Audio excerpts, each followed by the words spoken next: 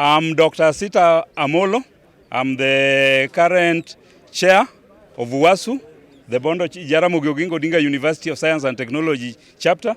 The reason why UASU National Secretary General, together with KUSU National Secretary General, have called this strike is that since 2020, we submitted our proposals to the government through IPUCCF so that we could negotiate the CBA for 2021-2025 cycle.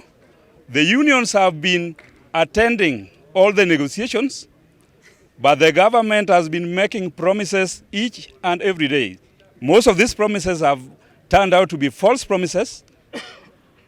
And recently, even the new cabinet secretary, Honorable Migos Ogamba, called the union to his office to deliberate upon this, and we thought that we could come to an agreement, but the government is still claiming that they need time to finalize the CBA. But remember, the cycle is 2021-2025. We are already on 2024. The unions are saying on 18th Wednesday, September 2024, we are officially launching the national strike. This strike will only stop if two things happen. If the wars come to an end, or if the government comes to the negotiating table and negotiate and signs a CBA with the university workers. The strike is not mainly about just remuneration. The strike is about underfunding of the university. If you come to the universities now, the classes are overflowing. The university in terms of resources is poorly resourced. The students, even if you look at their funding model, it is a flawed funding model as said by the former CS Treasury. These are issues which the minister should come and address. Both UASU and KUSU are under the same umbrella. And in fact, you'll find that even the chair of that umbrella is the KUSU chairman. And UASU officials are also in that umbrella. We are fighting for a common cause, because what the government did is that they gave a partial, some little increment to grades 13 to 15, excluding all the members. The government is also not ready to pay the arrears, and these are fundamental issues. And I think all the two Secretary Generals, the National Secretary General UASU and the National Secretary General KUSU, are under instructions from members to negotiate this CBA.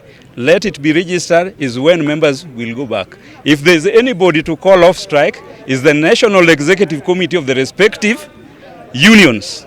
And I can assure you, as opposed to other unions, we are not going to do that. If anybody attempts to do that, members will also call a special National Executive Committee to deal with them. My name is Dr. Fuawu Adongo. I'm the treasurer of UASU Youth Chapter. I do support the national office for calling this strike. Just like my chairman has mentioned, we are going to continue the strike until the government meets our demand. We cannot be in the classroom where we are teaching the students and yet the remuneration they are not be paid. We know some of the students in future, they are going to be lecturers as we are, and therefore we are paving the way for them to ensure they are going to enjoy. Secondly, the method being adopted by the government in funding the university is instead making the university becoming poorer and poorer. If you look at our students, they cannot afford. By the way, do you know a lecturer cannot take his or her daughter to university? Why? Because they are all taken band 5, assuming they are all working, and therefore they have to pay 100%. How does that happen? They are taxpayers. How does that happen? They are also teaching their children. How does that happen? They are taking care of the other students. And somebody who is demoralized cannot deliver well. Therefore, this strike will continue until the demands are fully accomplished. My name is George Kunditi. I'm the chair KUSU Youth Chapter. I want to emphasize that the future of work is a bit dim, and the employer is not ready to transfer benefits to the worker. And this calls for us to evolve. If we don't evolve, then we will definitely dissolve. The union is determined to go the heights with this strike. Even if it means going to the cells, we are ready to go there. And I want to invite you to the negotiations or the strike of the KMPDU.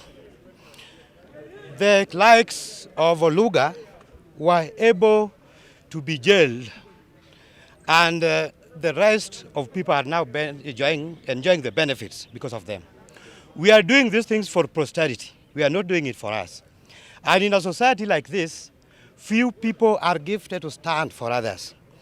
We will go all the heights until this CBA is implemented to the letter. And that's the reason why we are here. It will not be called until we find money reflected in our accounts.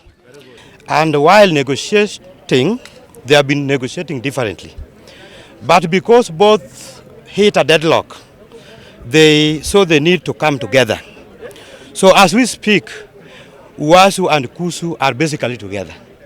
And I can assure you that we will go the full length of it together. Dr. Godfrey Baraza, I'm the Vice Chair of WASU Youth Chapter. What I wanted also to emphasize is that we are trying to do away with the discrimination which the government is doing. You remember that the government increased the workers for the teachers, that is the NAT and the KUPPET. Last year, they increased their salary. The public service, they also increased their salary. So there's discrimination when it comes to the university workers. So we are calling upon that we also need to be able to come to fight together so that the government also increases our salary. You remember that come next month, that is in October, there is what we call the SHIFU, that is the Social Health Insurance Fund, which the government is going again to start deducting from our pay. It is also deducting in terms of the house levy 1.5. So you'll find that come next month, we are going to be losing a lot of money. Unless we get an increment, then we cannot be cushioned in terms of the economic turmoils we are going to face next month. Thank you. We shall never be divided, for the union makes us strong.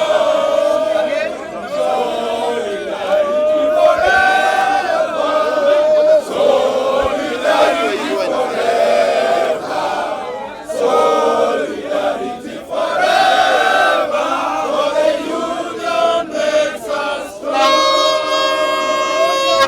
Divided, we shall never be divided. We shall never be divided, for the union makes us strong.